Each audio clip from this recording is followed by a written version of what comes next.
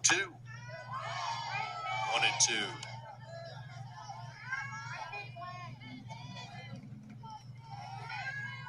Again, with all these, especially the top three, maybe top four, you really have to be careful. This one skied into left field down the line, and it is caught for the third out. Let's bring in Utah Tech and U-Turned. University of Texas. Pitch hitting for Talia Molinado is Vanessa Souza, the junior from Cypress, Texas. Cypress Ranch High School graduate. Again, just trying to put another good at bat together, still down 6 runs. Well, you can see each of these teams' problems kind of be visible in this game. UTA made some mistakes defensively, and the Trailblazers here having a hard time trying to fit this one out. Now, they've only given up 1 run, but the last 2 innings, you can see how they've struggled in these games with holding leads and just nailing down the end of the games. The first of the game, they've been really good, especially pitching, and that's kind of fallen apart. So, seeing if they can kind of keep the pieces together and get a win. That one misses outside, and Utah Tech also doing a bunch of different things in the outfield, infield. You had mentioned it. Dowdle over there at third base. Abby Davidson now over in left field. So Nagini still in center, but Phillips has now moved over to right field. Embry is over there on first base. McCown still at second. Yeah, what you're seeing is Coach Simpkins putting his best defensive players with a big lead where they need to be. You might do it from a pitch hit like they did with Dowdle earlier in the game, but you're putting your best defensive players in their best position and trying to get out of these innings because you got a big lead. That one in there for the strike from right.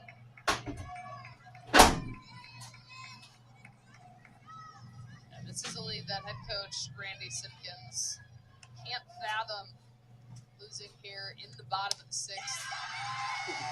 Just really misses the zone. Yeah, just off the inside of the plate, maybe a little bit high, maybe the combination of the two, but that looks pretty good. Just misses.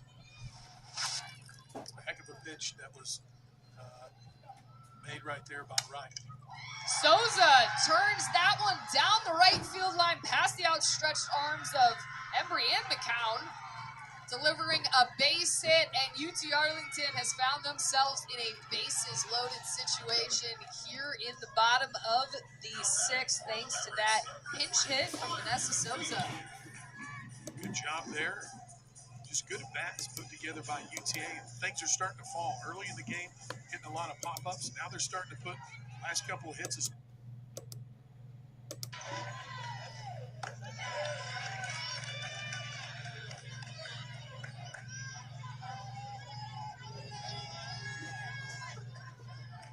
Let's see the schedule for the Night 10 Supply Championships. There's Chicago.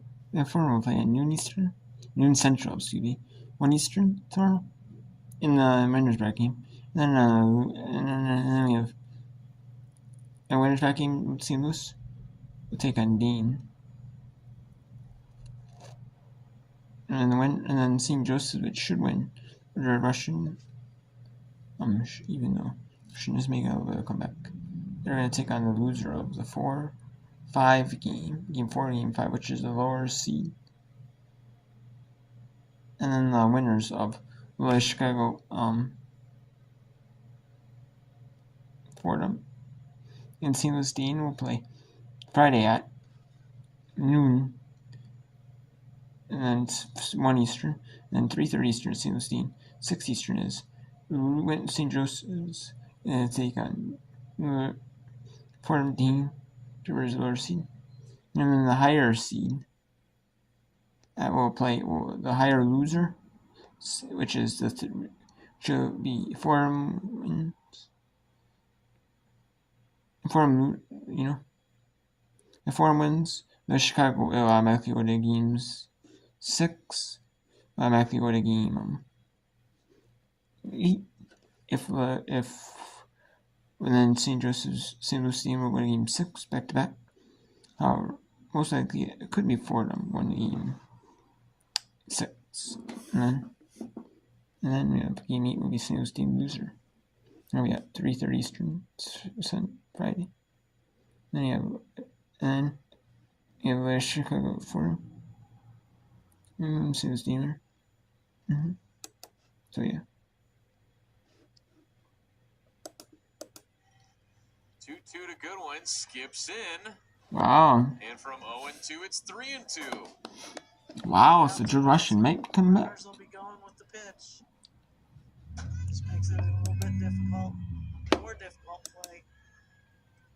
Cadence Gilliland on deck. The payoff is foul away.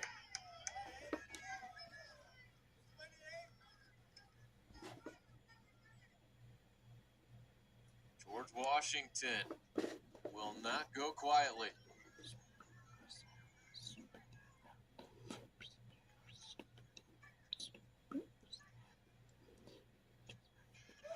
And it's ball 4. The bases are loaded with 2 outs. The potential game-tying run is now on deck.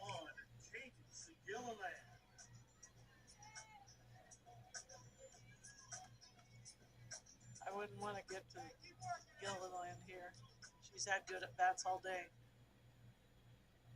Sure has. She struck out her last 2 times, though. Takes strike 1 here. Still getting ahead. She's been doing that. Yeah, she has. Farina just looking for that put-away pitch. It's eluded her to this point. Gilliland behind 0-2.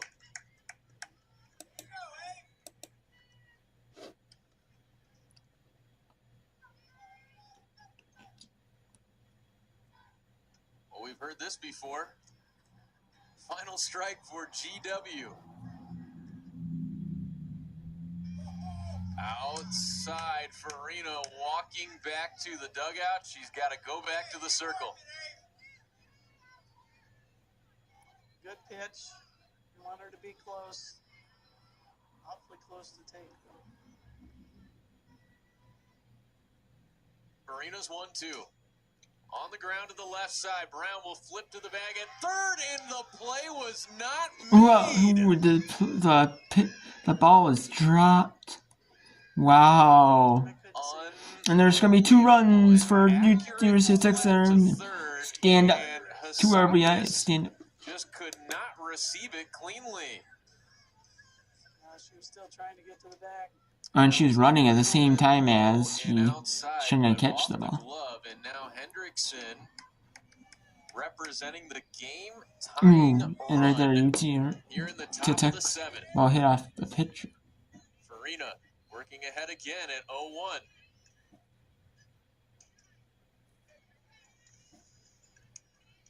One ball, 1 strike. An error has continued this game.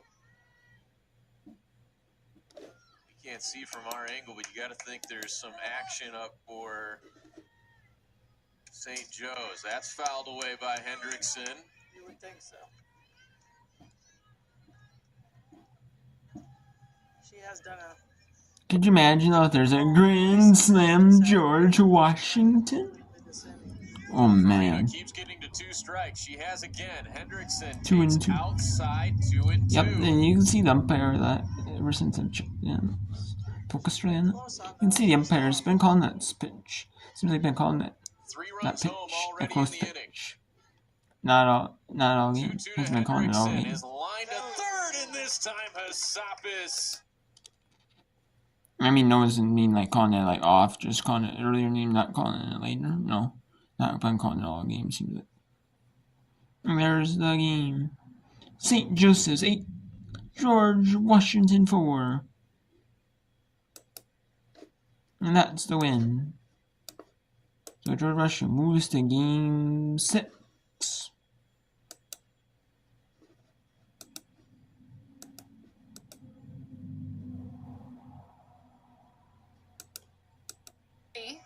At the plate, runner in scoring position, right.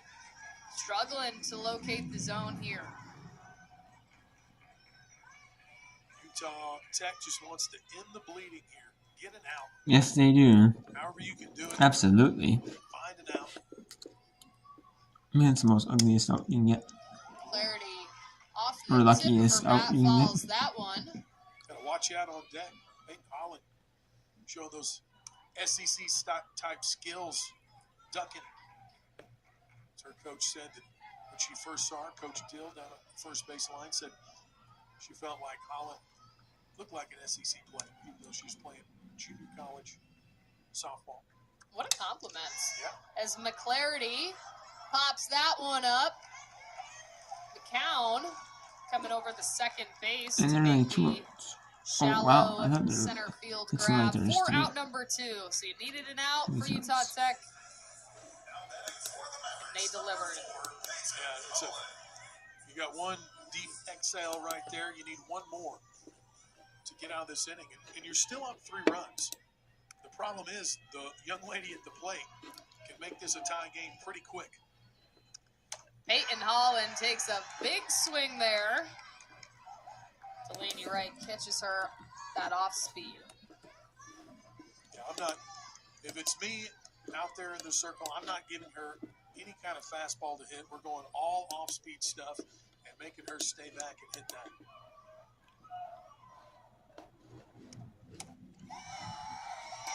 That one misses the zone. Marcos and Holly will throw over to McCown. Yeah, that's a good stop there by McCown, getting her whole body in front of the. And we have Penn Northwestern 3-0 over Pennsylvania State. Liberty 1-0 over West Virginia Tech. We have South Carolina. State 3-1 over Delaware State. North Coastal 2-0. Louisiana 3-0 over Troy. Virginia 1 plus Pittsburgh 1-0 over Virginia. 5-2 Georgia over LSU. To Texas 7-4 UT. They're now 8-5 over Evansville. UC San Diego, UC San Barbara 7-0. And UTSA North Texas 6-0. Mm-hmm.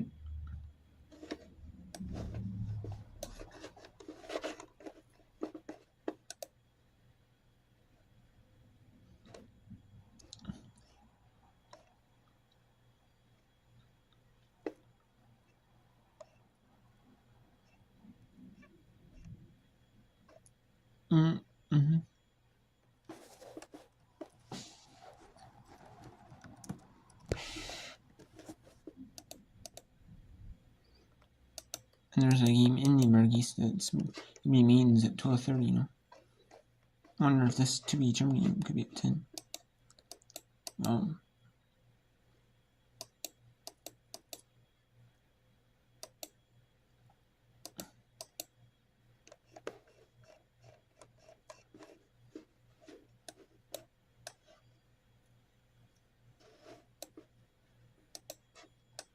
We already have one SoCon. We already have one championship game going late. And you know what? That's extended. I wonder if there's a second championship. It might go a little bit late.